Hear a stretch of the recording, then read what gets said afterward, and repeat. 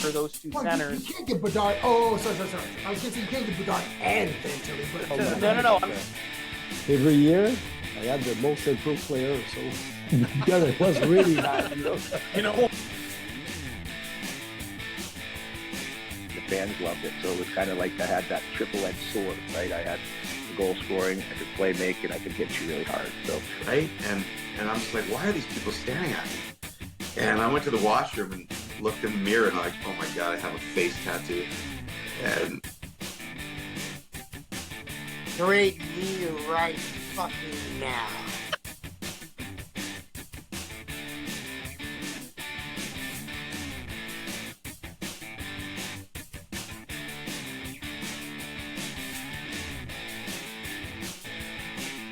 welcome, Average Jocks fans.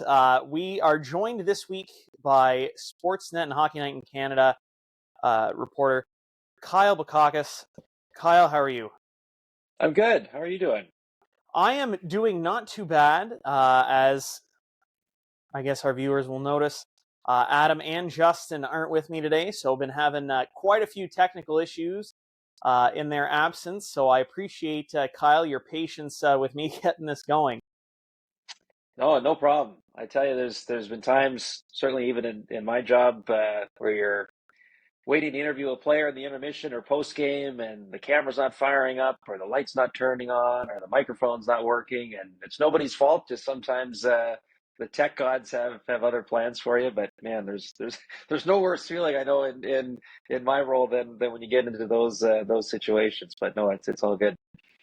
You know what? I had the opportunity to work with Hockey Canada last year whenever the World Junior A tournament was in Cornwall, and a couple times that happened. We're in the Civic Complex, and it is just concrete and very old arena, very terrible reception. And we're interviewing players or coaches at intermission, and you have them 2 minutes max, like they got to get back in there, they want to get going, and something freezes or a mic doesn't connect to the Wi-Fi, and it's just like a nightmare, and you feel like the worst person on earth.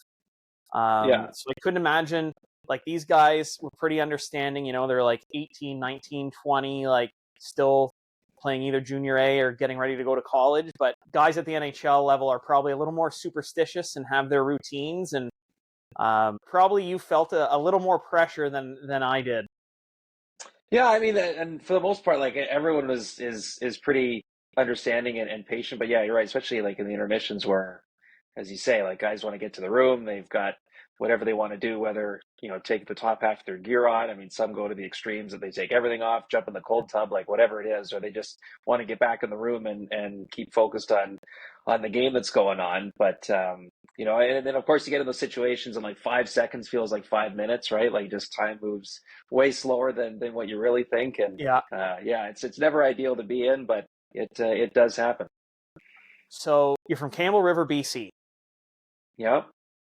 How big is Campbell River, BC? Nowadays, I think around 35,000. It was probably closer to 30 when I was growing up there. But and I always thought, man, I came from such a small town growing up, and then I mean, my wife's from a town of, gosh, I mean, if there was 1,000 people there, I'd be surprised. Wow. So she's from like small town Alberta, right? And certainly, through the west there, Alberta, Saskatchewan, I mean, you can get some really remote areas in the different parts of those provinces where the population numbers are a fraction of even, where I grew up is and was. So it puts things into perspective that way. But yeah, it was a good sized town that I guess felt small at the time. And now I cherish every chance I get to get back there for a visit, and just wish it happened more often. Well, I can sympathize. Cornwall's not much bigger than what Campbell River is. It was funny, whenever I kind of like pulled up Campbell River on my phone earlier, it had like hometown of Kyle Bakaukas, and then right underneath was elite prospects. I guess you have an elite prospects page whenever you're playing AAA there, and it had it didn't have any stats for the season, but it had the team he played for. I believe the Ties. Pines, yeah, which And is then, a type of fish. in that you were forward, and that was about it. Your date of birth and your age, and I'm like, that's pretty cool. Yeah, I don't know how I got that, honestly. It's been brought up to me a few times, and I wasn't even, I can't remember who the first person was to point that out to me, but I wasn't aware. And again, why why I got one is beyond me because I was the furthest thing from elite at anything when it came to hockey. So it's probably a good thing that they didn't have the stats there listed. Maybe adds to the mystique a little bit, but it was I mean, again, from a smaller town, and we kind of bounced back and forth depending on what the registration numbers were for minor hockey on a given year, where we had double A organization or triple A. But the problem was, we didn't draw from as many kids as some of the other places on Vancouver Island, and certainly going into the mainland and into the interior, where you go away to some tournaments over the holidays and that, and man, we would just get pressed because we were considered a AAA team, and you go enter these AAA tournaments, and we did not stand a chance. So it wasn't until I got into, I guess would that be considered U18 level, midget back then, and at that time, right around then was when BC minor hockey began like the major midget program. So for the kids that were ready for that next level, it was kind of a more elite division of hockey. And so the other towns that we would play, their talent pool got diluted a little bit because of it. And so then we had a shot. And so my second year at that level, we won island championships there, and then that was such a thrill because and you scored the game winner in the seventh game of the playoffs in overtime. Right. Yeah, exactly. Yeah, through the legs of the defenseman and top shelf. But it was cool. It was because again, I spent my the majority of my childhood just getting walloped when it came to tournaments and playoffs and that. So it was really, really sweet to taste a significant, meaningful victory there with your season on the line. That was a moment I'll never forget. No, that's awesome. And I feel like that's like a few people we've spoken to now, like they'll talk about, despite everything that they've done throughout, whether it was their NHL career, if we've talked to coaches or members of the media, like, milestones in their career. And so many people brought it back to like, I remember winning at junior. I remember winning at, the collegiate level. And I mean, other than winning the cup, like that is probably the most popular answer that we hear. And it's kind of cool to hear that, memories like that are up there with being a professional. And I think like, obviously for you, and we'll get into it shortly, but like meeting so many cool people and being part of so many big events throughout your career in sports, that winning a championship at, AAA, midget means so much, and it's such like a lasting memory. For sure. And I mean, because you're young, there's a lot of naivete going on then. Like you don't know anything else but, playing sports and being with your buddies. And again, especially for, that time I was 16 going on 17, and in large part it had been a lot of the same guys that I grew up playing with. And so as a group, we got knocked down so many times, and we're blown out by the better teams in our league or province or wherever we were playing. And so to finally come together and to go through, I mean, it wasn't a perfect season by any stretch. There were times where we were struggling, not unlike any championship team. It rarely is perfect from start to finish. But yeah, it was just a bunch of kids that we'd known each other for so long, and we're finally in a position to taste some real success. And yeah, right. In the grand scheme of things, winning an island championship as a 16-year-old, does that have any type of comparison to a Stanley Cup or anything along those lines? Like, absolutely not. But in the moment, like it felt like everything. So that's really, yeah. And so that, like, you can't replicate, or no one can take away from you. So, you never forget like what it felt like in that moment. And especially the team we played had our number for so many years. And so it was a best 2 out of 3 final. It was an interesting format because there wasn't a ton of teams in our league, like in our tier. So it was like 6 or 7. So it was like a round robin to start. Like everyone played everyone once, and then they had their point system, and then the top 2 teams from that round robin just went and played a best 2 out of 3 for the championship. And I remember we played Nanaimo. It was down to us. We just happened to be we played our last round robin games against each other, and we were at home. And effectively, with the way the points were to that point, we knew we were going to be facing each other in the final, and it was just going to determine this game who had home ice advantage, who had games 1 and 3 at home, and they beat us 1-0 off a goal. It was like a dump in from the red line that went off the stanchion of the glass, and our goalie went behind the net to play it and didn't see it hit the stanchion, and it went into the net. And so that gave them home ice advantage, and we're like, oh my God, here we go. Anyway, so we went down game 1, down 2-0 early, and thought, oh man, like this is we're once again being outclassed by these guys, and somehow turned it around and won. And so that was on like a Saturday. We didn't play game 2 until the following Saturday at home. And all of a sudden now we got a chance to win this thing on home ice, and there's a bit of talk around the town about it. So there was a great turnout at our local barn for just locals and everyone coming out to watch. And we played like the best game of our season, bar none. And their goalie stood on their head, and I think it ended up being 4-3. I think they won, and you're crushed because then game 3 was the next day, Sunday, back down in Nanaimo, and you're thinking, man, like we had such an opportunity to win, doesn't happen. Now you've got to regroup and make the drive back down island again, and try to beat them again on the road after it seemed like it was it was so miraculous in the first place to do it in game 1 of that series. So we had like a team meal afterwards. I remember a coach was like you guys played so great tonight. Like, just if you're anywhere close to that tomorrow, like they're not beating you twice when you're at that level, and that kind of helped calm us down. And I just remember it was we were a good third period team that year, and we were 1-1 going into the third there of that the third and final game, and scored 3 unanswered to pull away, and that was it. Like, it's, as I say, like it was in the grand scheme of things, does it really register on the Richter scale of great accomplishments in the general public? No, but I still vividly remember just those critical moments of those games, and certainly as the clock was ticking down, and man, it was just such a sweet feeling. I bet anytime that you head back home, that's something that you and your buddies will, I'm sure, talk about and reminisce. I know me and my buddies do kind of relive our high school or early adulthood, whether it's beer league or men's league, like victories, and they don't mean much to anybody else other than us, but that's all that matters, right? Yeah, exactly. So coming from a mid-sized town, how did you get this start? Like, how did you even say, like, you know what, I want to get into sports broadcasting? When did that cross your mind? I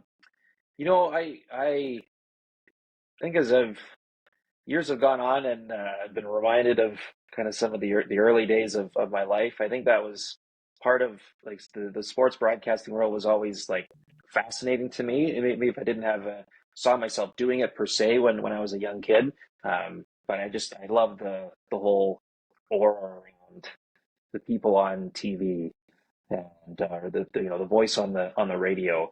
I would always get like our local radio station, if one of their community cruisers, if we spotted it around town, I was like, oh my gosh, like one of the people that I hear in the car every morning going to school, like they could be driving that car. I always had such a fascination with it all, and then I grew up playing hockey, and as a young kid, you dream of playing in the NHL. And as I got a little bit older, I had a real appreciation for acting, drama in school, and took part in like the middle school or high school plays a few times, and just loved everything that came with that. And then every morning before school, my brother and I, you'd either watch Jay and Dan, or out west we had a guy by the name of Don Taylor that worked for Sportsnet for so many years, and he was a genius in reading highlight packs, and had so many quirky lines that were unique to him, and sayings that nobody else would come up with, and that's what set him apart. So having that as part of your routine every day, it just seemed like it was almost the perfect marriage between the performance side of drama and the arts, and then also the sports side of what I love to do as well. And it just seemed like, man, it seemed like the most fun and enjoyable job that there could possibly be. And so that's where it kind of started, early high school, I would say, 10th grade. And I wanted to explore kind of what a career in that business would look like. And the dream for me at that time was to be on an anchor desk and reading highlights every night. And so I was fortunate to get into a position at our local radio station that it was a new one that had launched right around when I was in the 10th grade. A guy by the name of Warren Andrews, which was the name that I knew already because he was the play-by-play guy for our local junior B hockey team for a lot of years. So you would always see him at the games there, and they would rerun the games on our local Channel 10 community television. Yeah.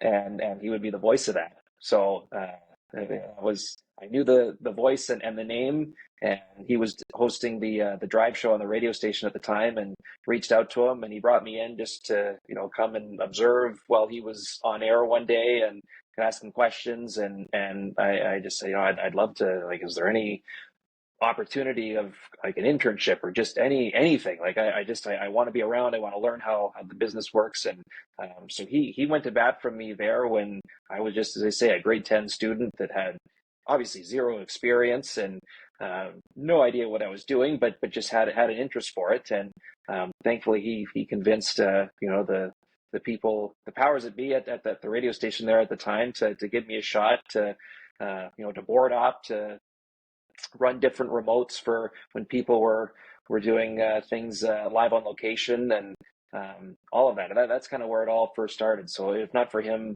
giving me an opportunity to come in and observe all those years ago, who knows where the path would have taken me otherwise. So that's where it really truly started, I think, for me, and I'm so grateful that Warren gave me an opportunity back then.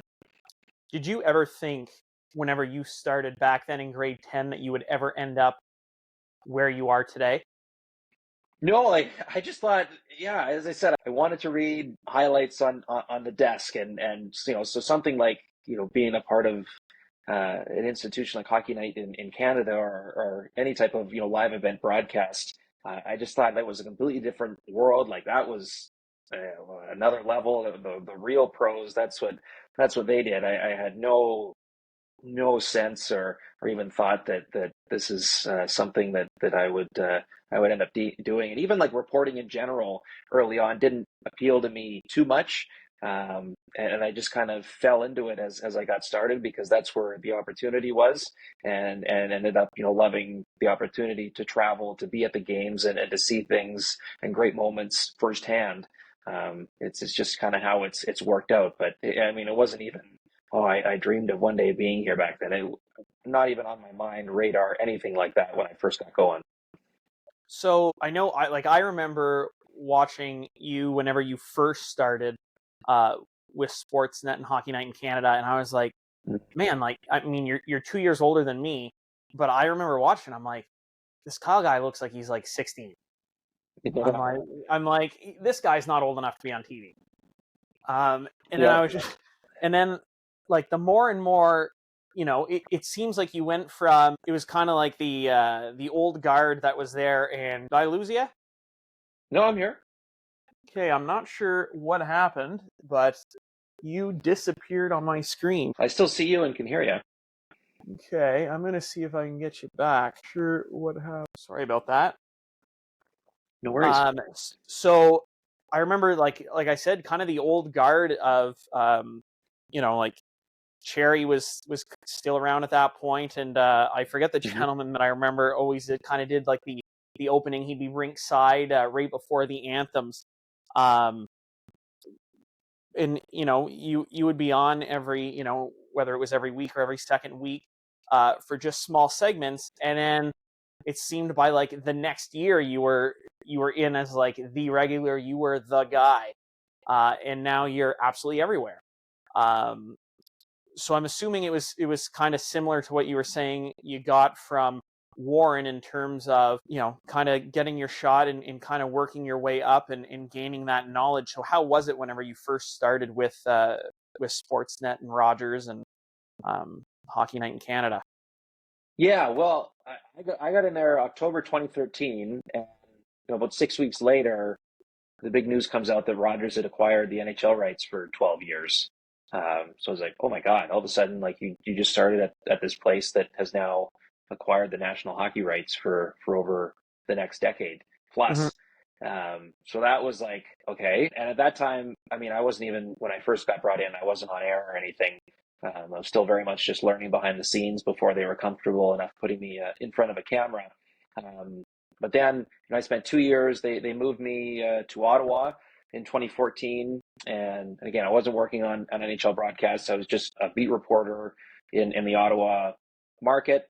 I'd be at the Sens games all the time, Red Blacks, and just, filing stuff for, I mean, we had much more of a presence in terms of, what was Sportsnet Connected or Central, as the names have evolved over the years. But, there was much more airtime devoted to that show back then than there is now. So you're always feeding that beast. And then in June 20, there was quite a significant round of layoffs and changes, at least to the hockey side of things, from the Rogers standpoint.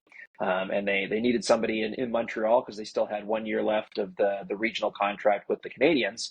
So I got a call about moving to Montreal and then being the rinkside host for the regional television package.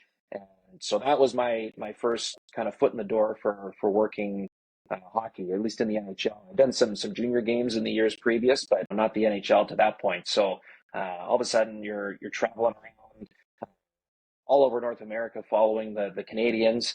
And they didn't even mention like, oh, there's going to be some national games in Hockey Night in Canada to be part of the workload as well. I just thought the schedule came out a few weeks before the season, and like the first Saturday, Montreal was in Ottawa, and it was Bob Cole doing play-by-play, Gary Galley doing color, and there's my name there as the host, and it was like, oh my God, all right, and off we went. So I did that for 1 year, and it was so much fun, and there's still so much of that season and all the games that I covered that are still vivid in my brain, just because it was such an impactful year of seeing so many buildings for the first time and experiencing so many things for the first time.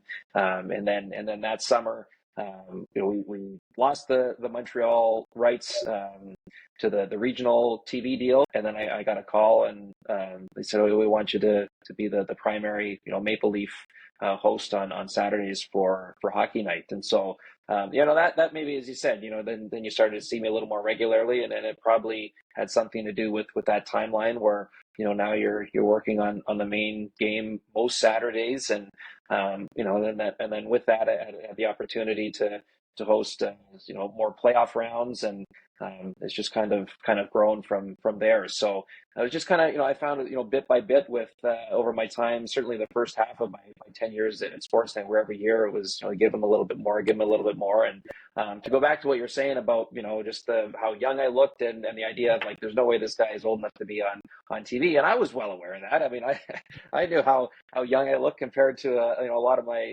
colleagues at the time, and so I knew I had to be prepared. I had to have my information right.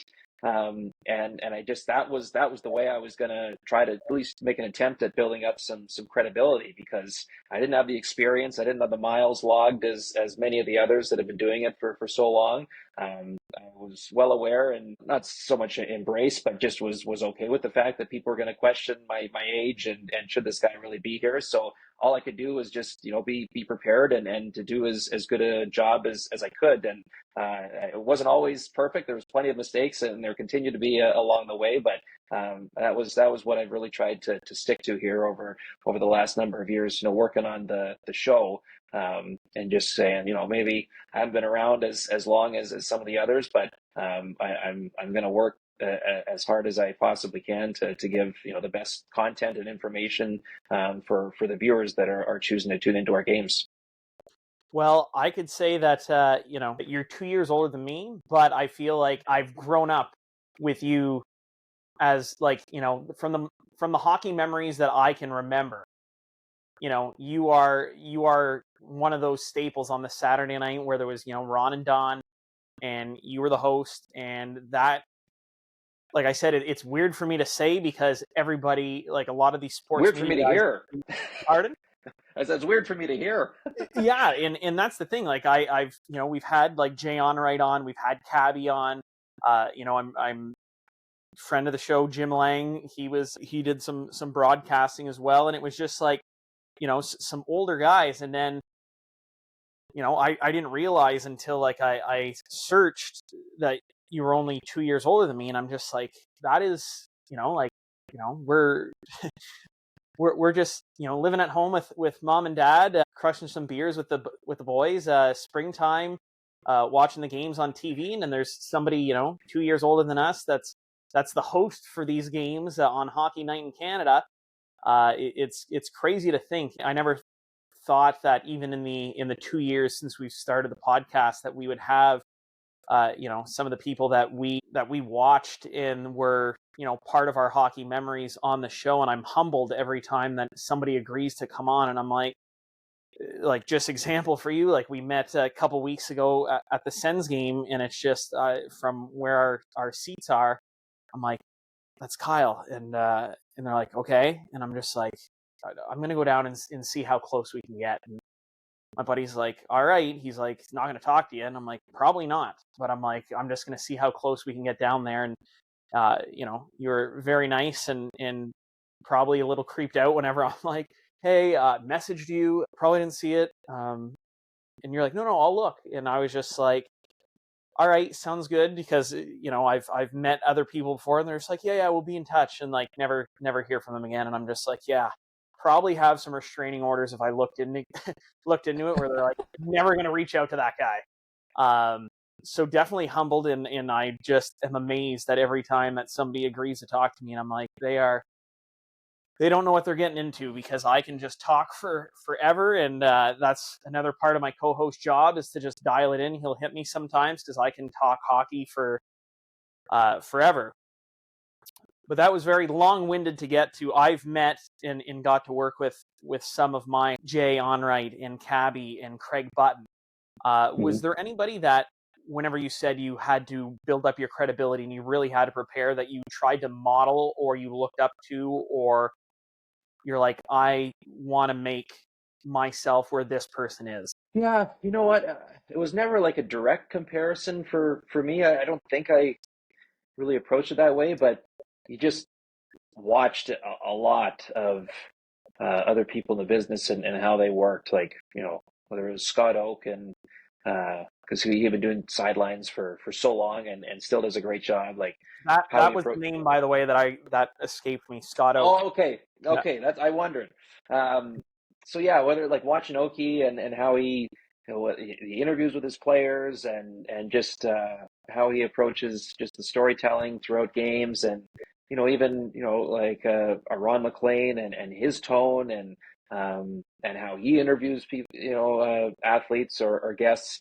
It was always, and even like beyond hockey, like you'd watch football on some Sundays, and whether it was Michelle Tafoya or Aaron Andrews, or Ken Rosenthal in baseball, and you're just always curious about how similar role. I understand a little bit different sport to sport, but how they approach doing their jobs, and how they interview athletes, and what kind of questions they ask in certain moments, and the different stories that they tell at the different times. And so I've always kind of tried to be observant and like a sponge in that sense, and seeing how the best of the best have done it, and just taking a little bit here, a little bit there. And then the most critical thing with all is being true to yourself and who you are, because I think if you're constantly trying to be someone that everyone will like, then nobody's gonna like you, really, right? Like you've got to, at a certain point, be like, this is who I am, and this is how I talk, and how I deliver things, and how I ask questions, and how I approach interviews. And certainly you can adapt over the years and evolve. That's very important. But as I say, if you're always trying to be someone that's well, I want to make sure that this person will like me, and this person said that I shouldn't have asked that question, and so I got to make sure I never ask that question again. Like it's hard. It's an easy thing to say, but there's a lot of insecurities that come when you're in the public eye, and it's what we sign up for. Don't get me wrong. I'm not looking for any sympathy here, but it is hard getting to a point where you trust yourself, and in what you're doing, where, you realize that every time you go on, there may be someone that goes, I don't particularly care for what he just said there, or what he's doing, or what question he asked. And that's okay, because that's one of the great things of how the world works, is that we've all got opinions. Sometimes they're way too easy to access, but you're not going to be you're not going to be liked by anyone. So you always got to keep that in the back of your mind. Man, and speaking of that, like, I remember just shitting bricks. The first time I met Craig Button was doing those World Junior A interviews, and TSN came and covered the playoff rounds, and so I had the opportunity to interview Craig in between games 1 and 2 of the playoffs, and I blacked out the entire interview. Like, I don't even remember what I asked, and at one point he put his arm around me, and I was just like, kind of like came back, and I was just like, I hope I did not make a fool of myself. I don't remember what I asked. I don't remember, but I just remember being in awe of what he was saying and trying to just take it all in. Mm-hmm.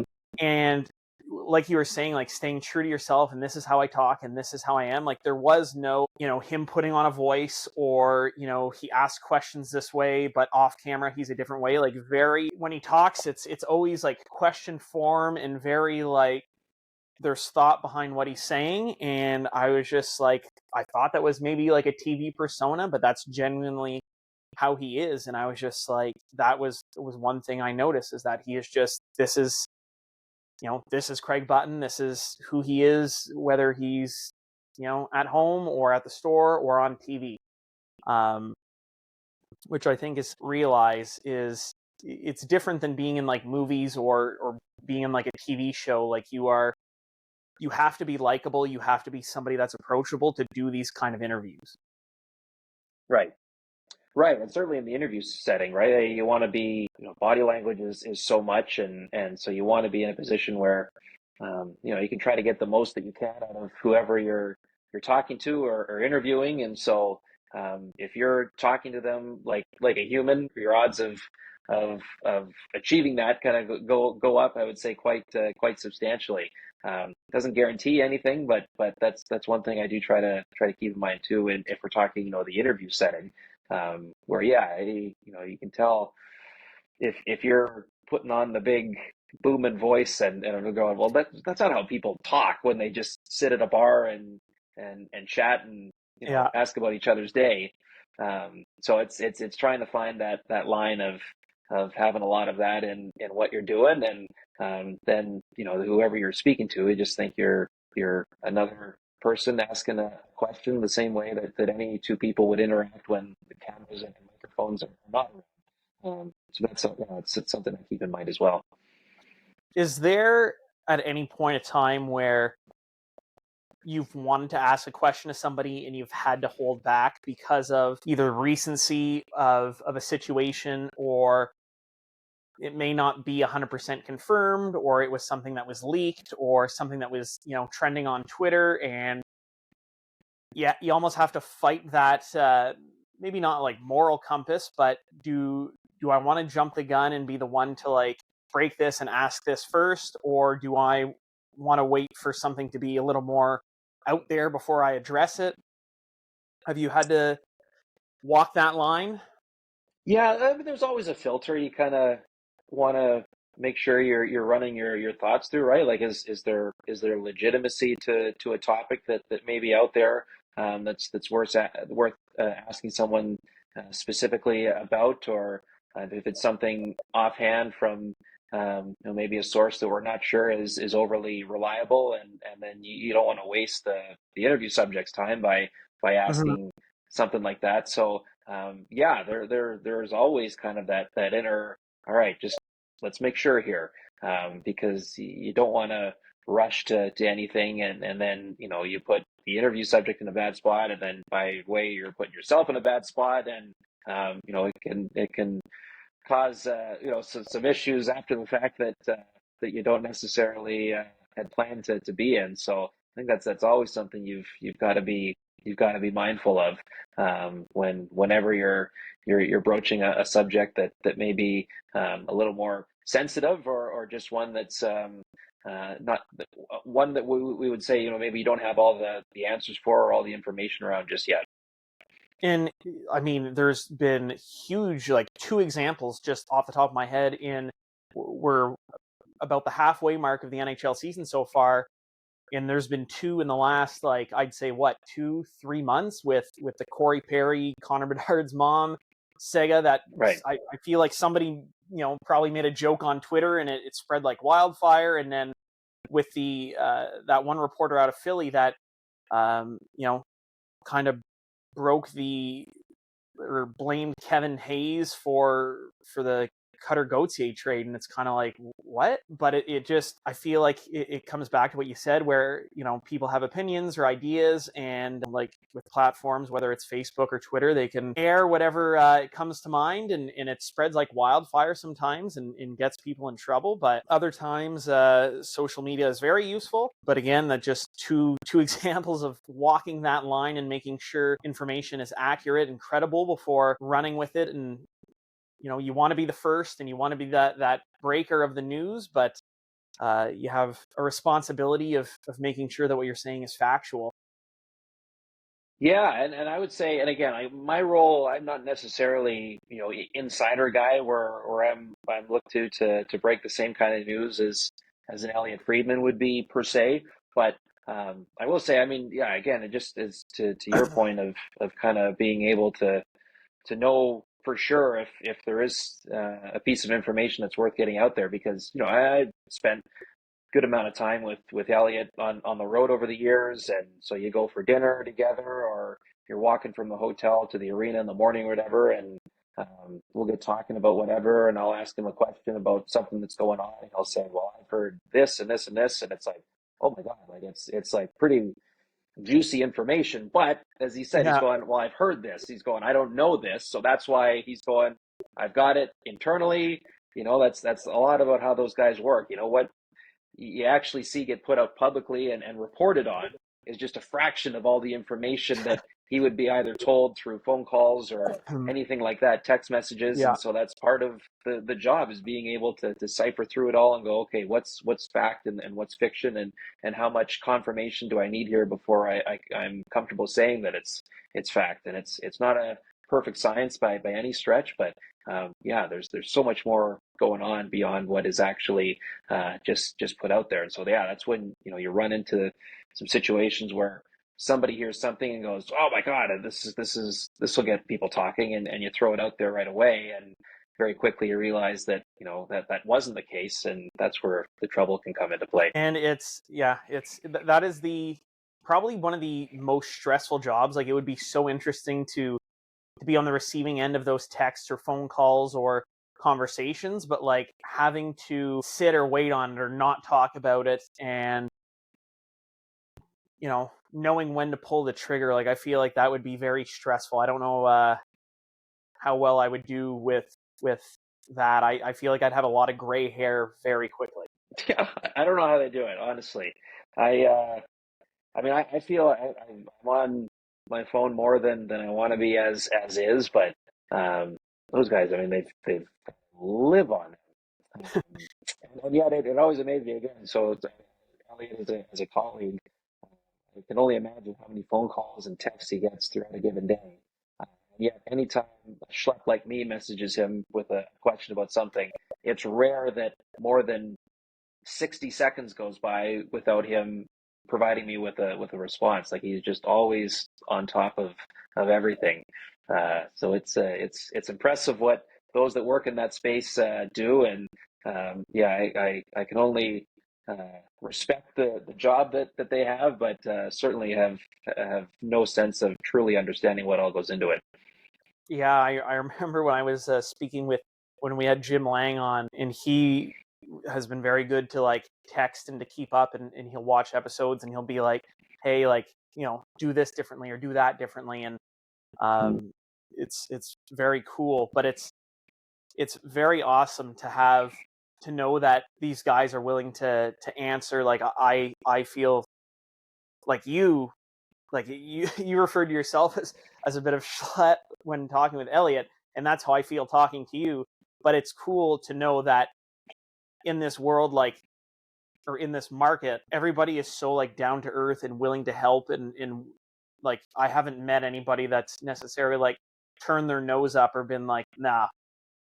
Like even Right. if they didn't come on the show, like the fact that they'll take the time to answer is, it's been pleasant to know that it's not like that. But you were saying that Elliot, has all this inside information, and he's on his phone a lot. I know that that Jim was telling me whenever he was writing one of his books with Bob McKenzie, Bob had 2 cell phones, and it was his personal cell phone and the hockey cell phone, and both were going off like crazy all the time. So I couldn't imagine, Elliot Friedman in this day and age. I know Bob still comes out of retirement every trade deadline, but with technology booming, in 2023 or I guess 2024 now, I mean, the guy probably has, tablet, couple laptops, couple cell phones. Like I couldn't imagine the amount of time that this guy has to devote to make sure he stays on top of everything. Yeah, I marvel at what he does and what those that, as I say, work in that space do. So, I don't know where like vacation comes into play to like put the phone down for a while. I'm sure that's an annual battle that they go through. Um, but yeah, I can't say I've seen him with the multiple devices going, but he always seems to, the mind is rarely sitting quietly, which is probably just how he's wired after all these years, and part of the reason what makes him so effective and great at what he does. So a question that I actually had that, and I mean, I didn't know that you were going to bring up Elliot Friedman, but in my head, I don't know if you've ever seen like the shorts, the videos. I'm not sure if it's like TikToks or just Facebook Reels, but there's they'll have celebrities, and it's like top internet searches. Does Johnny Depp, whatever, actually have dreadlocks or whatever? Just random stuff like that, and they peel the question. Have you seen those videos? I'm not sure I have. Okay, I've seen a few. Maybe it was just an algorithm I went down, but like Ryan Reynolds has done some. It's just, like I said, I don't know the name of it, but I've seen a few, and I felt this way whenever I had put in your name earlier just to double check, the info that I was given, and it came up like, how high is Kyle Bakaukas' hair? And Really? I'm just like, that's an interesting question. And then it was, so I clicked on it. And there wasn't really a definitive answer. There was some Reddit. I don't have Reddit, so I'm not sure what it's called, feed or topic or question. And then, they were talking about different people's like hairdos and that. And then Elliot Friedman's like big beard he had at one point, and his hair was like almost like wild. And it just popped in my head where I'm just like, how long does it take you to do your hair before you leave the house in the morning? Like I have had, at one point a very similar hairstyle to you, and I could never get it perfect. And I feel like every time you're in front of the camera, there is not a hair out of place. And like, I don't know if you just have a hairdresser on retainer to just make sure that you're always looking the exact same carbon copy of Kyle, but like it's impressive, admirable, really. I appreciate it. I wonder if I said yes to having a hairdresser always standing by, I wonder how that would be received. Like, would people be like, oh, respect the commitment to the craft, or would they be like, that's a terrible use of resources? I don't. I have to do it all myself. But I've managed to be more efficient at it over the years. It used to be a lot longer on the top, so there was a little more heavy duty lifting that was involved to get it all to sit in place.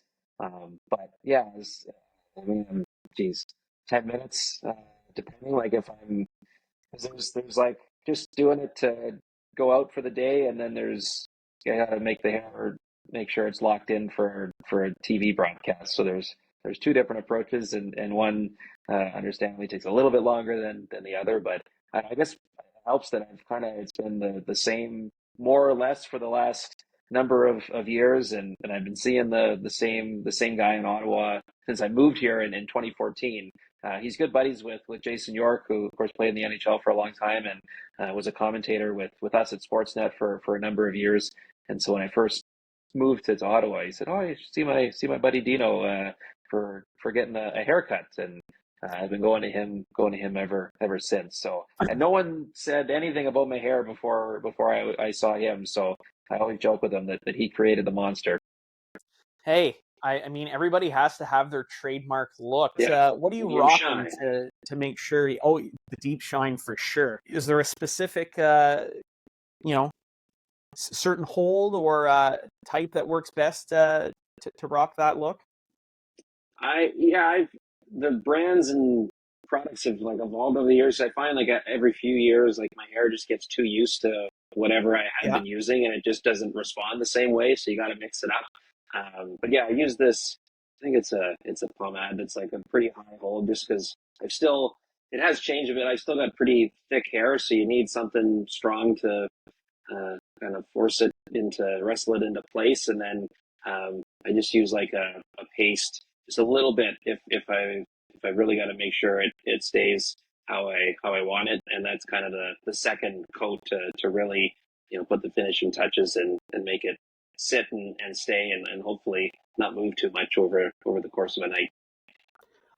So do you have to go through the whole makeup process as well? Like, I'm sure they have to apply a bit, but uh, like, is it long sitting in that chair and having to get that done? I rarely, sit in a chair and have a professional do it. Like just because when we're at the rink or doing games, like we don't have a makeup artist on site unless it's for a big event like All Star or the Stanley Cup Final where our panel is at the arena too. Then they will hire a makeup artist to go through everyone.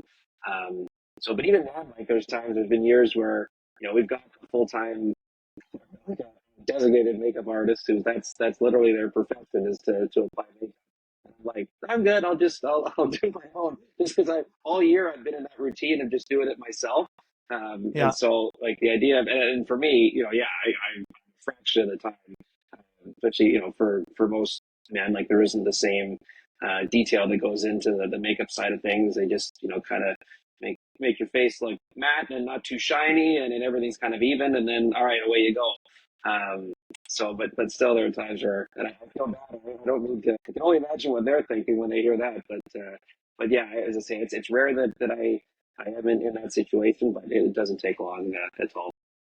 Whenever you said you had to do yours on the road, did you have to like do a YouTube tutorial, or did your wife kind of tell you this is about all you need, or this is what you should go towards? Like, I feel like I would not have any idea where to even start.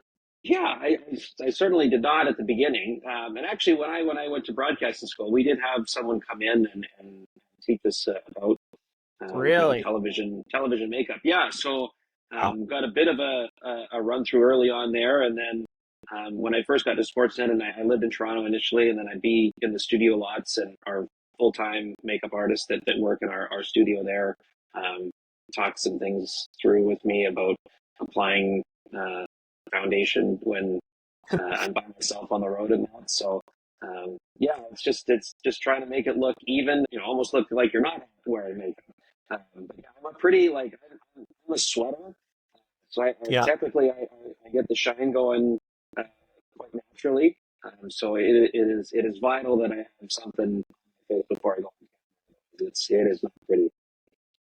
Yeah, I am. I'm also in that boat. I sweat very easily, so I would definitely have to figure out how to contour and blend, and Yes, I think those are the only two makeup terms I know. So that I'll exactly. have Worry to. about the T, and then I everything didn't kind know of about the works T. its way from there. You've already lost me with the T. That's Yeah. not good. Well, Uh, yeah. Learned it over the years. It's taken a long time. well, I mean, maybe they need to start marketing that.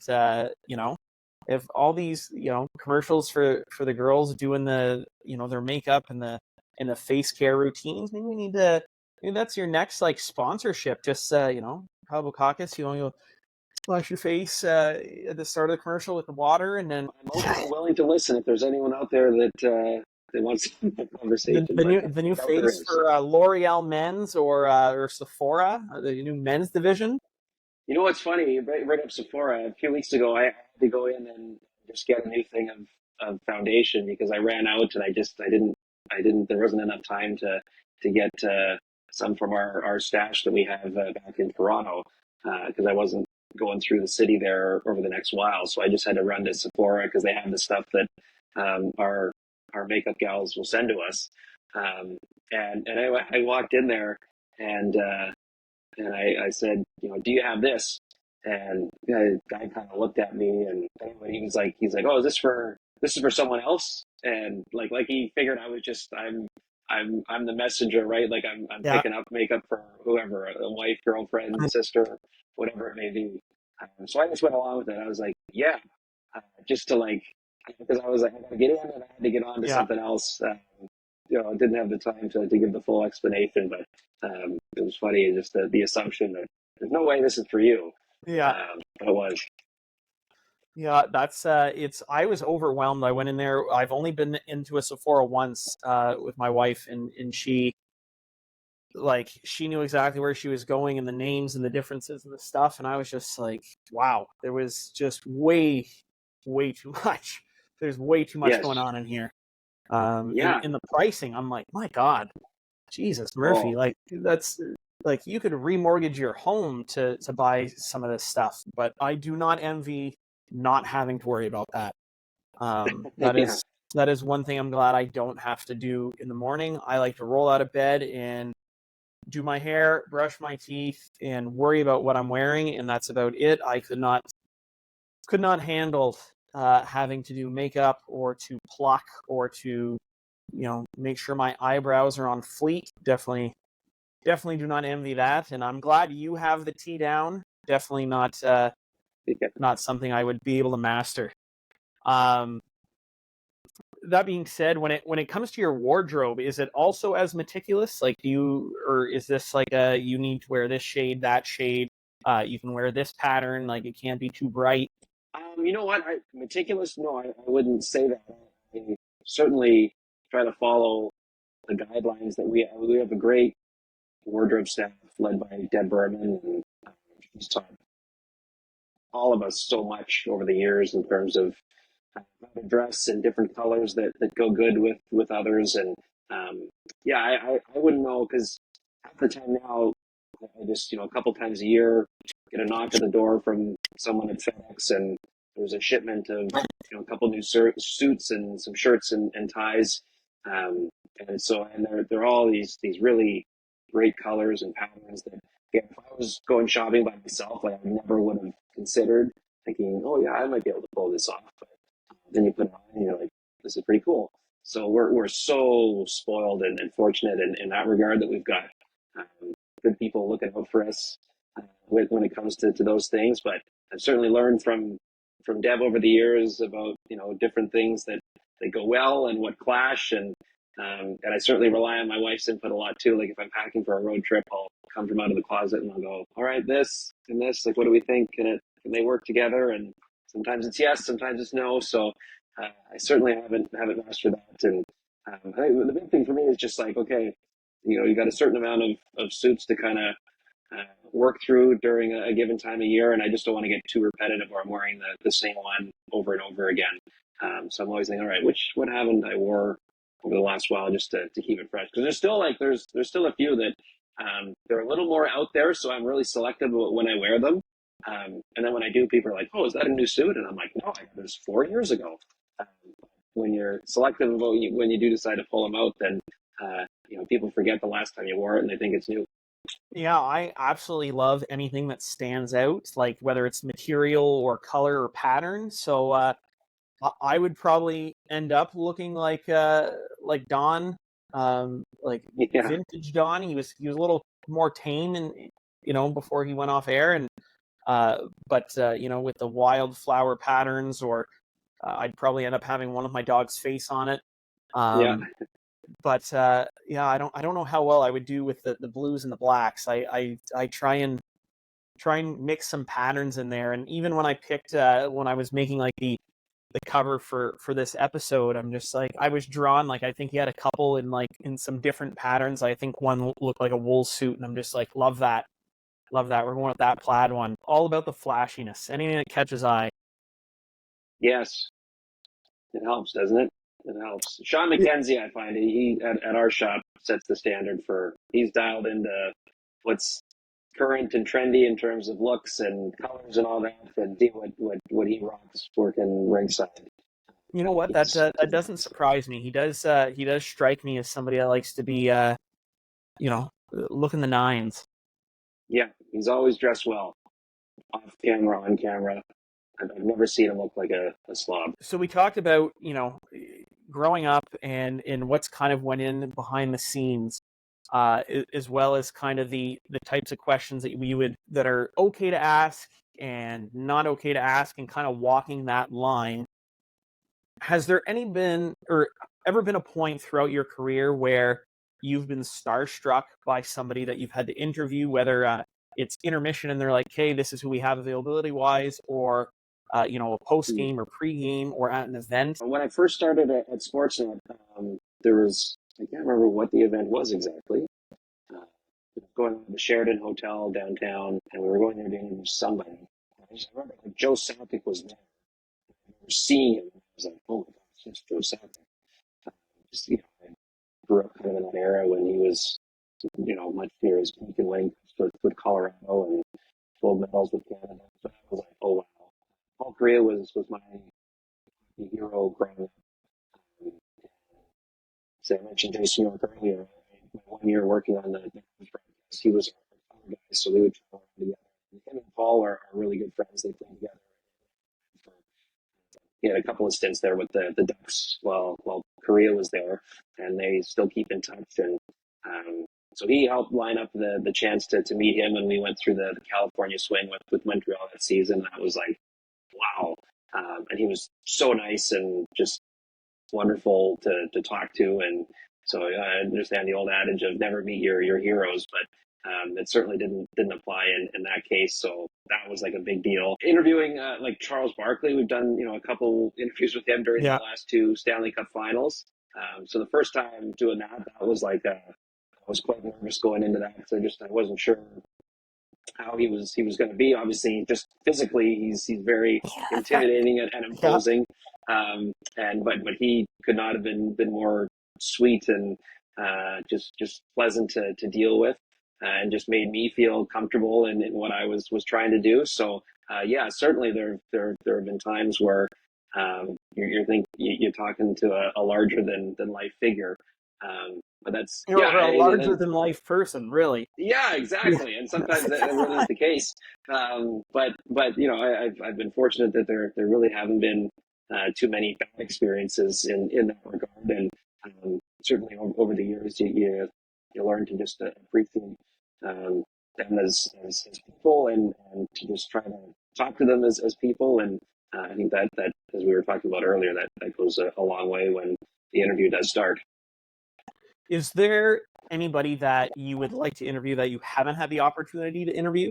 Good question. My answer to those are always obscure people. Like, it's not necessarily obviously it would be anybody's dream to sit down with Connor McDavid or Sidney Crosby, but to me it's like guys that I watched growing up, and I always enjoyed like weird favorite players. Like my favorite goalie of all time is Cristobal Huet. I don't know how many people would have that same answer. My favorite player growing up was Michael Ryder.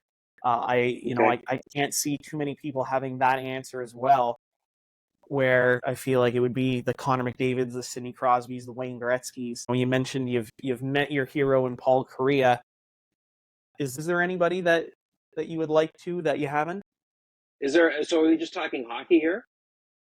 Anybody really. I gave hockey because that is literally pretty much my entire world outside of my dogs and my wife revolves around hockey.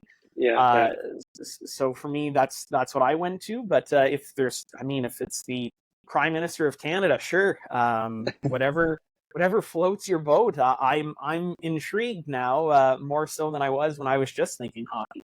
Yeah, no, I mean, God, if we were to branch out, like, with someone like Seth MacFarlane, really cool to interview. Like, I grew up watching Family Guy. And just learn how it all came to be and what those writing sessions were like. Because I mean, like, and sometimes now those clips are starting to resurface again on like Instagram or TikTok. Like, they just pop up. Like, some of the jokes from those early years, like, man, like they were really edgy, right? Like, I think were appearing on TV for the first time now. Like I'm not sure they would last, but man, there was just some brilliance behind some of the writing and like what those sessions would have been like as they were, you know, crafting what each episode was, or even a guy like I don't know if you watch the show Dave at all with No. well Dave Bird, and his rapper name is Lil Dicky.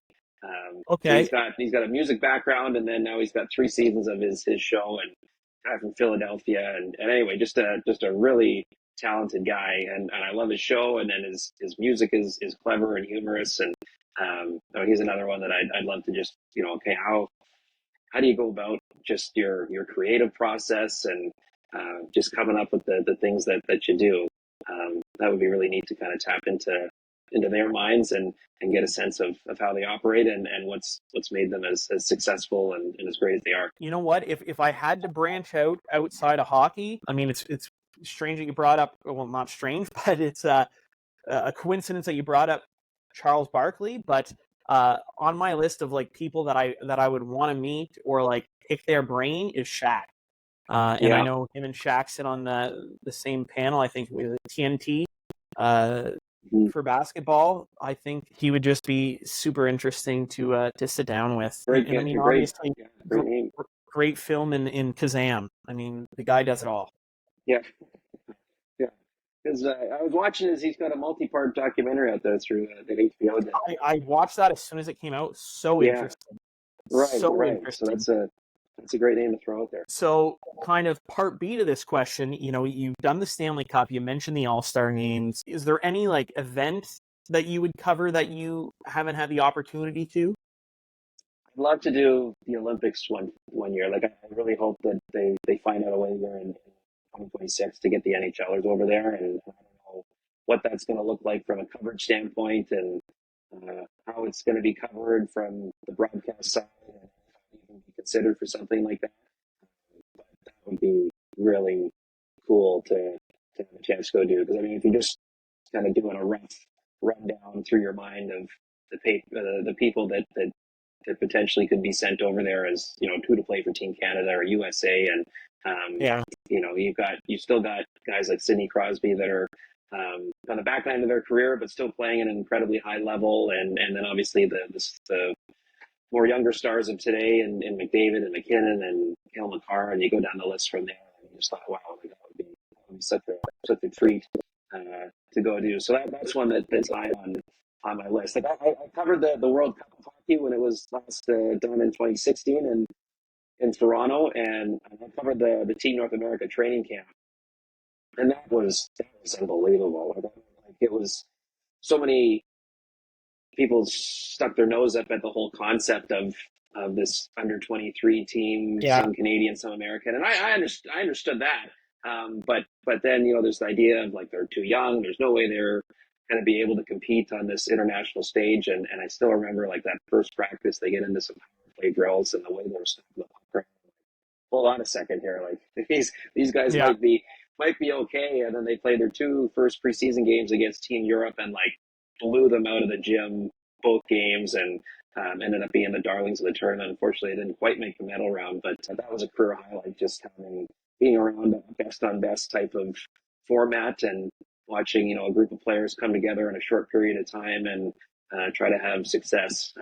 So if there was ever an opportunity to go do something like that at an Olympic Games, I would be running all the way to Milan to have a chance to be part of it. Well, I hope you get there, because where you're at in your career now and the stage that you've gotten yourself at such a young age is very admirable. And I think that you are synonymous now with Saturday night hockey. So I think it would be a mistake not to send you to Milan, regardless if the NHL can muster up a contract or a deal to get the players there. I think it would be a mistake not to have you there at this point. But that's just my opinion. And like we said earlier, I guess everybody has one, but that's mine. I appreciate that. So it's very nice. Very nice of you to say. So we'll talk a bit about this year's All-Star game. I'm not necessarily a fan of the jerseys, and I mean I seen they were selling at Canadian Tire Center last night the the All-Star jerseys, and it was fitting that last night was the the kids takeover night at CTC, because it looked like a kid had drawn up these All-Star game uniforms. Like, I was like, wow, I could not justify spending $199 on this All-Star jersey. Yeah, well, that's fine. God, it's amazing the prices of jerseys where they are now, just for a blank one is like, Oh, it's nuts. It's crazy. unbelievable. And I've got a whole other bone to pick with. And the problem is, and Adidas brands them as, like, they put them in the store and they say authentic jersey, and so they can tack on however much more money with that. But it's not true. Like, it's, to me, if you're saying it's authentic, that is the exact material that the players are wearing on the ice, and it's not true. The jerseys that they sell in the store that they brand as authentic is not the same quality, not the same material fabric that your favorite players are wearing on the ice every night. But anyway, that's besides the point. Yeah, I guess, like, I mean, clearly it was the design was in lockstep with Justin Bieber's brand there, the Drew House. Very much that type of feel there. So yeah, I mean, the jerseys, sometimes they go over really well, others not so much. I mean, I don't have too much of an issue with it. I guess just because I don't know whether they're good or bad. I'm like, well, it's a short few day thing, and then everyone's on to the next game anyways. But I like the fact that they tried to embrace the connection with Bieber, and then him being one of the celebrity captains for the draft and everything is cool, and the whole list, the 4 celebrity captains they unveiled on Saturday was neat, and looking forward to the interactions and how they complement the overall feel of the event. But the jerseys, I mean, that whole event really is for only the sponsors of the league. It's for the kids, right? And to be able to take that in, and so much of even our generation and the ones that are coming up after ours grew up listening to Bieber, and obviously he's got such an incredible following in terms of a fan base. So I wonder how the jersey sales do compared to other years. Certainly, I think the Maple Leaf inspired Bieber jerseys were a hit when they first came out. So we'll see how the All-Star jerseys fail, or how they fare. But I like the idea that they're at least trying to lean into that, and I'll never fault someone for trying to be a little bit different and at least having a bit of a purpose behind it. I'm surprised they didn't go with get like Drake involved or something, like just like all celebrity captains from like the Six or something. Just I was I don't know, I was surprised. Like I figured Bieber would have something to do with Austin Matthews, because they seem to connect anytime they're in the same city, but I don't know. I was expecting like more Six represent, whether it was like Vladdy or something from the Jays, or I don't know. I thought there was going to be maybe more like Scotty Barnes, or I don't know. I don't know what I was expecting, but yeah. I guess on the Scotty front, it may be tough because they've got their own their season to worry about. I think you mentioned Drake. I think they tried to get him. I think they tried. Like I don't know the total inner workings, but I do believe there was an attempt there, and they just didn't work out. But I like the variety too. Like, right, like, because there's so many. How many Vancouver Canucks are like 6? Are there 6 guys from Vancouver going? Leafs and 6. Leafs and in Canucks. I think the Leafs have 5, and the Canucks have 6. Like, it's crazy. It's right. So I think wild. Certainly of the celebrities that are out there, you would connect Michael Bublé to Vancouver and being a Canucks fan. So I think for the fans out there, that's kind of a neat tie-in. And Tate McRae is like this up-and-coming music star from Calgary, which is neat. Will, loves the Leafs. Is a well-known actor too. Like I do think they did well with the lineup. But yeah, I was saying, I think there was an attempt to get some other names, and I guess sometimes it doesn't work out. I'm glad that they brought back that draft though, because it was so fun. I mean, I think everybody wanted to razz Phil Kessel, but I'm curious to see how this one goes. If there's a little more strategy, since the game's played for money now, or if they're going to try and stick it to a certain individual. Yeah, I'm guessing it'll whatever way they end up doing it, it'll probably lean more towards the entertainment value than any typical strategy for the game. Because Yeah. as we've seen, even with money on the line, it hasn't exactly resulted in the intensity ramping up. Maybe in the last couple of minutes if the game's close, Yeah. but otherwise, it's nothing compared to what you're used to seeing during the regular season. Of course, I'm curious. I'm with you. I love that they brought the draft back. It should be fun. I hope the players lean into it and just try to enjoy themselves um, and relax a little bit in that setting. And I love that they've kind of gone back to a more traditional skills competition. The fact that it's 12 players that are involved in competing in all the events. I don't think all 12 compete in each event, but it's just the same 12 players in it. The events are more traditional skills type events, Yeah. and I hope that brings some entertaining television because of the 2 days skills and then the game. The skills typically is the one that can bring out the more eye catching moments. So hopefully it's the case here this year. Well, that's the definitely the of the 2 days the one that I'm more interested in just because of the I guess maybe the nostalgia of watching it as a kid. Do you have a prediction of who you think will be drafted? Don't. And I don't want to say anyone either. I've got That's no fair. idea. That's Yeah. that's fair. That was my edgy question. That's as Yeah. far of the line I will walk with you, I promise. Yeah. I wonder. I mean, no, I don't know. I don't know. No idea. No Yeah, idea. no, honestly, I don't either. There's nobody that like sticks out to me. Like I feel like again, you look at that list and like Phil Kessel had always been like somebody that was the butt end of jokes. So I feel like that role kind of suited him in that last draft, but Right. there's nobody I guess that sticks out to me in this All-Star game as somebody that would be super funny to see this person drafted last. Right. And the funny thing about Kessel is that they had drafts after that year, right? But because I guess just the reputation that Phil has and his personality, and that's the one that everyone goes back to. But I mean, it would be humorous if a guy like Oliver Bjorkstrand was the last one picked because just like the whole circumstances surrounding. He had a trip booked, right? And Yeah. the video of can you cancel your Airbnb, and then he posts a screen grab of it, and then it'll be funny if you go through all that, and then you show up at the draft near the last guy called. But yeah, otherwise I'm I'm not sure. We'll have to watch. Do you do you have a prediction then on what team or what two captains will do the best job at drafting the winning team? Oh, good question. I imagine between Matthews and he's got Morgan Riley as his co-captain and Bieber as the celebrity captain. I think they'll be pretty dialed into to what they want their team to look like.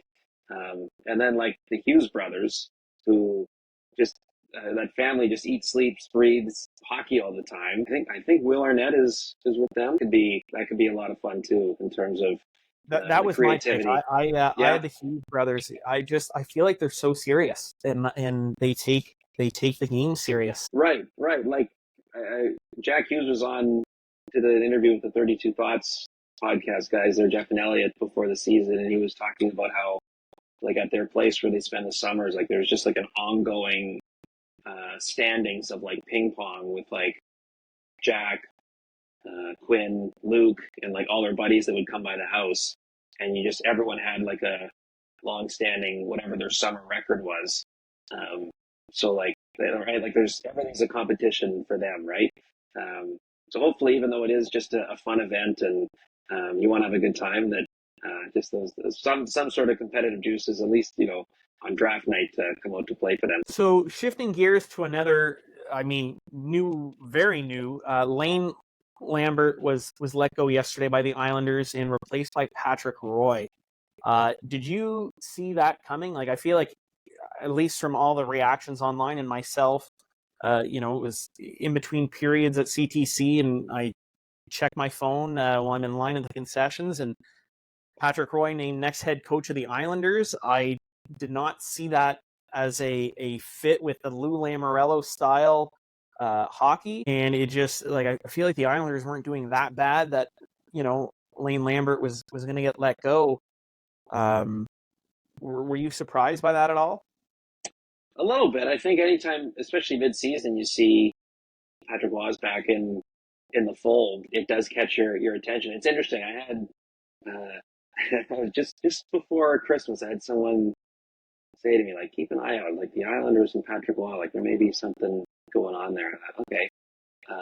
And then that happens yesterday, and I was like, oh wow. I think I'm just curious to see how he's evolved as a coach from like his first go around with Colorado a number of years ago. Obviously, he went back to the Quebec League, great year with the Rampart last year, winning the Memorial Cup and all that, and clearly we're head and shoulders above the rest of the competition.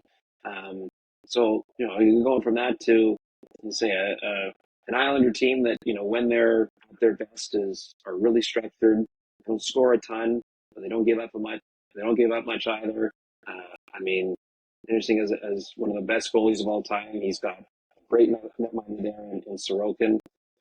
I'm just curious to see how whatever changes he wants to make.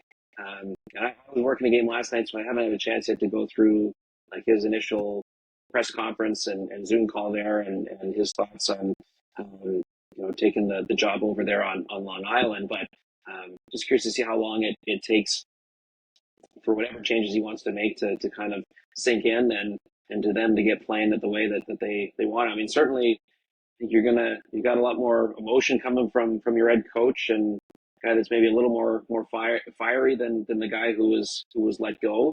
And so will that spark things for the group? I mean, we'll see, but clearly you've got they made the big contract, the acquisition, and then the signing of Bo Horvat last year, and it's clear Lou Lamoriello sees this as a team that should be in the playoffs, and they had a good month of November, I want to say, and have been kind of fighting to find that level ever since. So interesting time, but still a lot of runway left, like still about half a season to go here. So there's time for the changes to be felt in a positive way. So I'm just fascinated to watch. I mean, they come through, they play in Montreal on Thursday, so there's going to be a lot of people in that market curious to know how things are going so far, and to get Patrick Roy's perspective on things given his history in that city.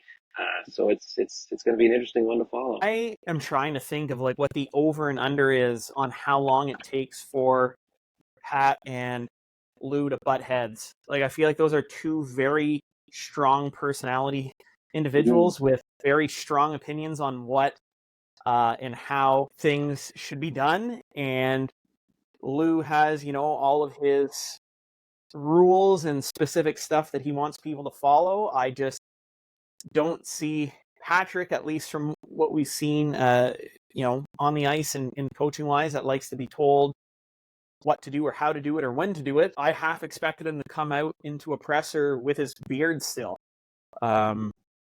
But it'll be interesting to see how long it'll be before there's some words exchanged. Yeah, but I guess the thing is too, like, Patrick Roy knows what Lou Lamoriello is about. Lou Lamoriello knows what Patrick Roy is about. There shouldn't be anything there about the personalities to go, oh man, I didn't see this coming with this guy, right? Like, it should be pretty well known how they like to operate and how strong-willed they are in their beliefs and how they want to do things. So surely you got to know what you're getting into on both sides there. And but to a certain extent, that's what helps you be successful when you do have a difference of opinions, that you challenge each other and question things, and as opposed to just being surrounded by a bunch of yes people. I think that it could potentially be a very good thing for them. But clearly they must be aligned in a lot of things, at least already. Otherwise, I don't think Lou Lamoriello would have made the change and had Patrick Roy as the guy to be the replacement. Well, time is going to tell, and I feel like regardless, I think it'll be an interesting journey for the Islanders in this second half of the year, because both those guys demand high-level hockey and little room for error in terms of what they deem acceptable for mistakes and effort put in. So, I mean, if there's any Islanders fans watching, at least you can be assured that nobody is going to be, putting the bare minimum effort in the second half of the season? No, not at all. It should be fun. I mean, like Nathan McKinnon spoke highly of playing for him his early years in Colorado. He was able to get through to a young group there in Quebec and the major junior league when he went back there, and the success that they had. So he does have a track record of success as a coach, and clearly that's what they're hoping for on Long Island. And the last topic that I want to cover just before we let you go, because you've been so generous with your time, Kyle. The Ottawa Senators have, some people, especially after the Patrick Roy news came out yesterday, took online and were saying like they're disappointed that Ottawa didn't go out and kick tires on a Patrick Roy or Craig Berube, and they went with kind of the old school, Jacques Martin, who's mid-70s, and then bringing Alfie in, and doesn't seem like since they've taken over that there's been much change necessarily in the play, and the record's still not that great. Do you get the sense that Jacques Martin, and I'm not sure what capacity or if this is the role that Alfie actually wants, do you think that is a long-term fix for them, or do you think that it's just they're going to look for somebody in the off season to fill that role on a more permanent basis? I don't think it's a long-term fix. You think about, again, because the ownership, the regime change happened so late in the process. Like, you're midway through training camp when they're finally unveiling Michael Andlauer as the new owner of the franchise. It didn't give them a lot of time to implement things that they wanted before the season started. Virtually no time at all. So they didn't plan on having Pierre Dorian fired, but circumstances dictated they needed to do something. Mm-hmm. They didn't plan on having DJ Smith fired and having Jacques Martin, of all people, take over the coaching duties. But the team kept losing, and because the team kept losing, every time they were at home, the fire DJ chants were in full force, and it just wasn't fair to him to continue to be subjected to that. No one should be. So they make the change there, and I believe, again, I believe if the person that they really want was available to them as who they see as the long-term solution behind the bench, I think they would have gone out and got him. But as you know, in certain situations that can be tough to do mid-season. So I wonder if, again, even when they made the change at head coach, as you're saying, like, the record was poor. They were firmly well outside the playoff picture even then, and it hasn't gotten any better since. So I wonder, part of me wonders if you're going, okay, well, we'll try to develop as much as we can in the short term. And then once the season's done, we can reset and truly go after who we want here. And I know that's, for Sens fans, that's a frustrating thing to hear, because they're going, like, it's been going to be 7 years here in a row where we haven't had a sniff of the playoffs. Like, we were sold patience, we were patient, like, enough is enough here. And I know that the new ownership gets that, but the problem is they haven't been around as long, so they can't be the ones to be quick on the trigger, even though the fans are desperate for something to happen now that fixes everything now, because they've obviously put a ton of money into taking this thing over.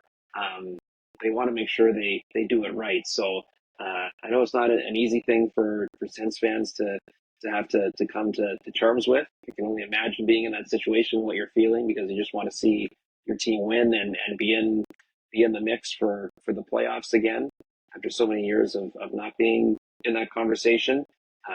But I think, because of the way the circumstances have played out here early on under the Michael Andlauer ownership regime, going to have to hold their breath for a few more months here and hope that they can, when they have the proper time and proper candidates available to them in full, then they can make the decisions that hopefully result in, come next year, a team that's much more prepared for being in a playoff race and getting back to a space that they haven't been to since 2016. And you know what? I think Michael Andlauer was a great decision by the league.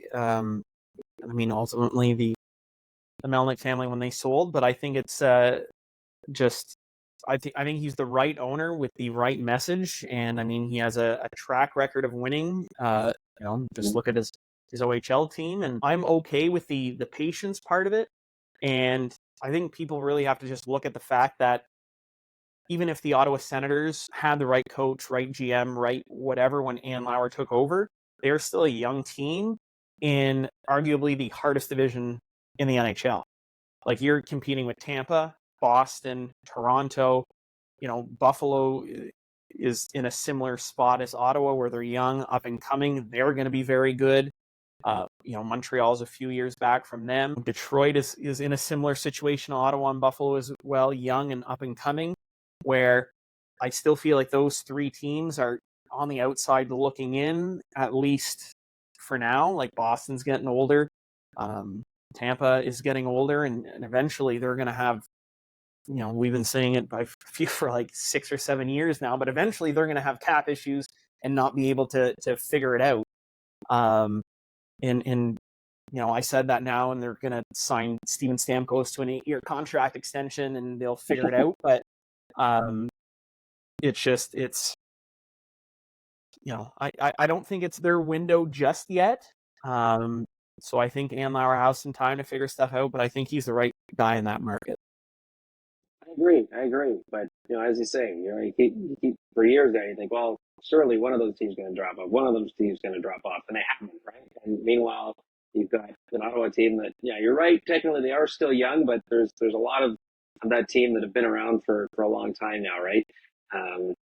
That in terms of games played, like they've logged enough miles where you think enough lessons have been learned that they start to figure things out, but it just hasn't quite happened yet. So as much as you can kind of wait around and say, well, at some point here, the top dogs in our division are going to fall off, and it'll be a new era in the Atlantic. It hasn't happened yet. So how do you find a way to break through that mold? And they're still searching for those answers. Well, if Michael Hanlauer wants to know my opinion, I'd be more than happy to provide my solutions. My NHL, 24 team is pretty good record. Yeah, yes, that's right. If only we're that easy. Yeah, I've pulled off some huge blockbuster trades for sure. We have no first-round picks for the next 7 years, though, so it's okay. Yeah, well, hey, neither does Florida or Tampa, it seems like. So, and they're still Very putting true. themselves in the mix. So that's a good model to follow. Just before I let you go, do you have any bold predictions for the second half of the season? Not really, only because I'm really bad with the predictions. It's not one that I spend a lot of time thinking about, so I'm sorry that I'm not giving you any splashy answers here. But you know what? I am very bad at them as well. Yeah, I don't care for the start of the season. Well, who do you think is going to win the Stanley Cup? I'm like, I don't know. How do you know? You could throw a team out there just for the sake of answering, but you don't truly know. Even when the playoffs start, it's like, well, who do you think is going to win? I don't know. Who's still healthy 2 rounds in? There's so much that goes into it. So much that has to go right for you. The bounces, to say the health. So yeah, it's tough to know. I don't know. In terms of bold predictions, I don't really have them. It's really encouraging to see how well Vancouver and Winnipeg are going. I think I don't know. Well, I always say I don't know. I think it'll be. I don't know if this is really bold, but I think the Pacific, it'll be Vancouver 1, Edmonton 2. I think Edmonton will climb up high enough that they'll finish second in the Pacific. Well, 13-game win streak. That's yes, really going on where they started at the beginning of the year. That is for sure. I mean, they still have a little ways to go before they can cement that. I'd consider that pretty bold. I mean, Vancouver looks like nobody's touching them right now, but I think Edmonton still has a little ways to get there. So I'll give that to you. Hey, good. They can meet in the second round and guarantee one Canadian team in the conference final, and maybe 2, depending on how Winnipeg does on the other side. That would be great. That'd be true, and that'd be nice. There hasn't been a Canadian team in the final since what, 2007, Ottawa, Anaheim. Well, I mean, if you count Montreal in 21, I know that was a bit of a weird year. Yeah, but they didn't play in the final. Year. Yeah, but true. Yeah, But, well, we'll see. I mean, hopefully, I'd love to see a Canadian team. I think Connor McDavid deserves it for the amount of weight that man bears on his shoulders out there. And I think the city of Vancouver, with the amount I think they've went through as well, between coaching changes and front office changes and players wanting to leave, and then they are well overdue for their deserving of a great group like this. But Kyle, I thank you so much for taking the time and putting up with our technical errors and having to listen to me ramble on for so long. You're a class act. I look forward to seeing what the rest of your career brings out. I hope you get that call to Milan, and hopefully our paths cross again sometime in the future, or we'll see you at CTC. Sounds good. Yes, I feel like at the bare minimum, we'll see each other at the rink here before long. So yeah, thank you very much for having me on and asking me to come on, and all your kind words. It was great to chat. Awesome. You take care, and a pleasure having you. Great. You too. Thanks. Take care, Kyle.